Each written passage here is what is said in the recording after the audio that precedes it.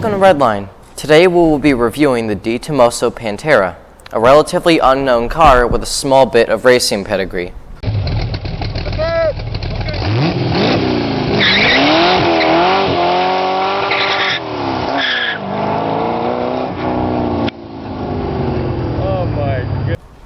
In 1970, the Di Tommaso Pantera was premiered in Modena, Italy after 9 months of design. At first, the car went under the radar due to its performance. It was in 1971 that Ford, Di Tommaso's parent company, started importing them to America. The first 75 models were simply European models with push-button door handles.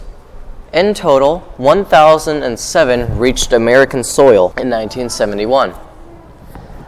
In 1975, Ford stopped selling them in America after selling around 5,500 cars. Globally, 7,260 were produced and sold to the public.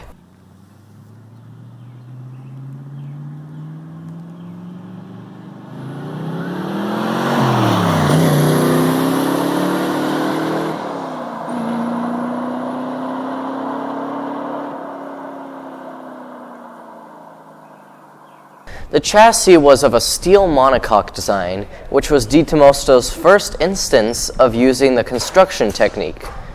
All engines and various models were variants of different Ford engines supplied to the company by Ford themselves.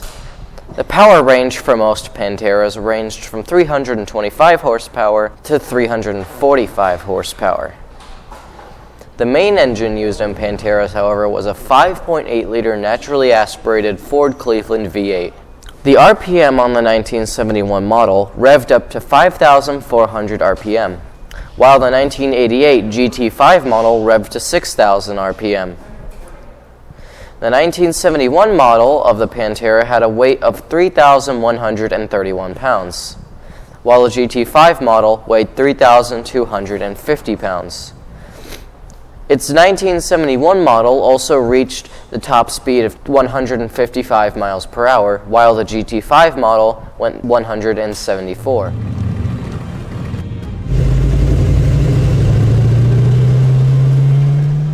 All Di Tommaso Panteras had a 5-speed manual transmission as well.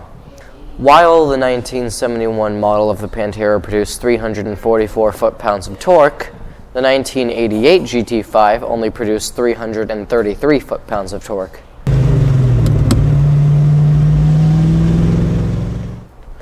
The Di Tommaso Pantera had some racing pedigree too.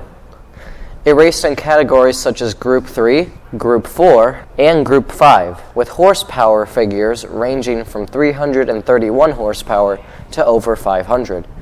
Although it wasn't very successful at Le Mans, sadly, not nearly as its GT40 American counterpart, 30 Group 3 models were produced, only 14 Group 4 models were made, and only 2 Group 5 models were ever made. While it went under the public eye, it's one of the biggest supercar underdogs of the 1970s that, in my opinion, deserved more recognition.